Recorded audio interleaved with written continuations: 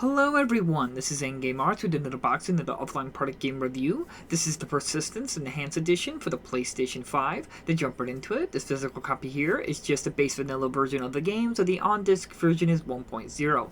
Now sadly there was an update available. This update size was 225 megabytes big and will take you to version 1.6 since the time I make this video, and I was still unlocking trophies with my unregistered account. Now like always, I play all my games completely offline with an unregistered account, and I cannot say my experience was flawless, but overall I was able to beat the game and complete it. Now, if you don't know, the Persistence was originally first a VR game for like PlayStation VR and stuff like that when it first came out on PlayStation 4. Now there is a PS4 VR version, and there is a PS4 compatible version, and now there's this PS5 version, which is an enhanced edition, and as well as there is a Nintendo Switch version. When I first played the Persistence, I played the Nintendo Switch version, which was overall a fairly decent experience, but again, the game was really designed around VR elements, and it still persists in this Persistence Enhanced Edition, but you can see a little bit of improvements were done, like the overall crosshairs is a fixed crosshairs instead of like the original game, and as well as that, some graphical enhancements in here and there. Like they definitely leaned in a little bit more in the horror aspect. Things are a lot more darker and stuff like that. I think they just made it a little bit more brighter in the original first version on the Switch and the PS4. Since it was originally designed for the VR headsets, they definitely wanted to maybe make it brighter so people are not squinting at the screen as much when you had this close-line VR headset in your across your eyes.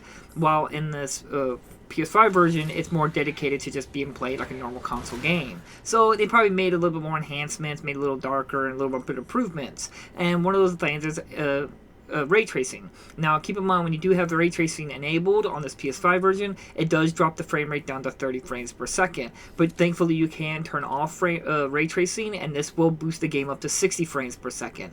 But sadly there is some good noticeable stuttering, some micro stuttering, sometimes some very strong stuttering. It only happens in specific rooms and areas and setups, so it's very inconsistent on when you're going to do it, and you eventually get the hang of when it's going to happen. Generally I've noticed it happens on upper higher flooring when you're like on a second floor or a specific room. There could be some stuttering issues here and there that may be irritating for some people. It didn't really leave the game unplayable for me. I still enjoyed the game and had fun with it, but I can see some people getting frustrated with this. As well as that at one moment in the game, there's a point where I needed a key to activate this generator. The key fell to the ground, so I was not able to progress. Thankfully, I was able to just kill myself with like a grenade or something like that. But it was very frustrating that that key fell to the ground like that. And even when I was trying to kill myself with a grenade, I threw it at the ground, because you're trying to kill yourself with a grenade. The grenade fell to the ground as well. So that was a little annoying. So they're going to have some little clipping issues and stuff like that, so keep that in mind. As well, I did test this thing 3 times. When I started a new game, every single time I started up new game and did some of the tutorial stuff, the game always crashed.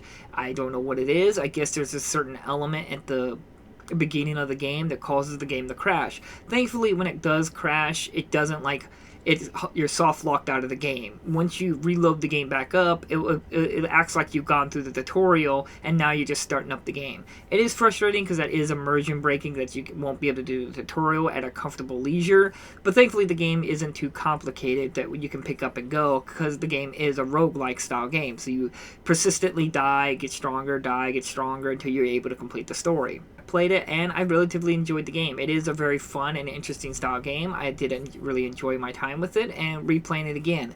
I don't know which one I would prefer. I do like the PS5 version. I have yet to play the PS4 version, so I don't know how much better the PS4 version, because if you buy the PS4 version, that's compatible version, that game has updates on disc, so maybe that might be the superior version. But the enhanced edition here, like I said, has some little bit more improvements to the game that make it, like I said, darker. The crosshairs are all fixed in front of the screen, so there is these noticeable things, they're improvements compared to the original first release. I enjoyed this game. I played it back on the Switch. I do think the Switch version is a very good physical copy if you want to get like a FPS horror-esque style game for the Switch, and playing on the PS5 here was a lot of fun too. I really like the gameplay, I like the setup, I like some of the interactions and stuff like that. I do like some of the characters, though pacing and sometimes the character dialogue can be a little hit and miss. There's like certain moments where they'll like talk about something or talk about a certain situation and you're still trying to process what's going on and what you're trying to do, so it can be a little disorienting in that area. But overall, I found the game a lot of fun and still enjoyed it through this PS5 version. Like I said, the biggest flaw I had was with the stuttering. Everything else ran pretty good. Like I said, 60 frames per second was pretty consistent. It overall worked and played really good. I am currently, as in the video you're seeing me here, I'm playing New Game Plus, which is a little bit more harder difficulty, which the game is significantly harder on New Game Plus, which again, that's kind of cool. And there's more unlockables and stuff like that, and as well as there's extra like side quest stuff you can do, not in the campaign, but like something like run through the game with one gun without ever getting hit, or go through the game with just one melee weapon without ever getting hit, stuff like that, or ever getting spotted. They got special little challenges. I guess that's the proper word to say, challenges. Overall, you just get more content out of this PS5 version. This is only available in the PAL region, and I do believe this enhanced edition is only available on the PlayStation 5. So this is kind of, I guess you could say, an exclusive enhancement on the PlayStation 5 if you're interested. As well as, if you do not know, Sony did buy the studio that made this game, Firesprite. So Sony now owns the studio that made this game. I particularly really enjoyed the game. I'm glad I have the physical copy on my shelf.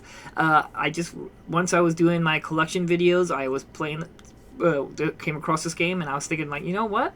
I really enjoyed the Switch version. I wanted to run through the game again, and I really did enjoy the game all over again. It was a lot of fun, a lot of challenging, very rewarding. Again, it's a roguelike style game, so you're expected to die and restart and get better upgrades and stuff like that. But overall, it's still a very good experience, and I highly recommend it if you're into these kinds of games like I am. So like always, I will try to leave links down in the description if you're interested in a copy.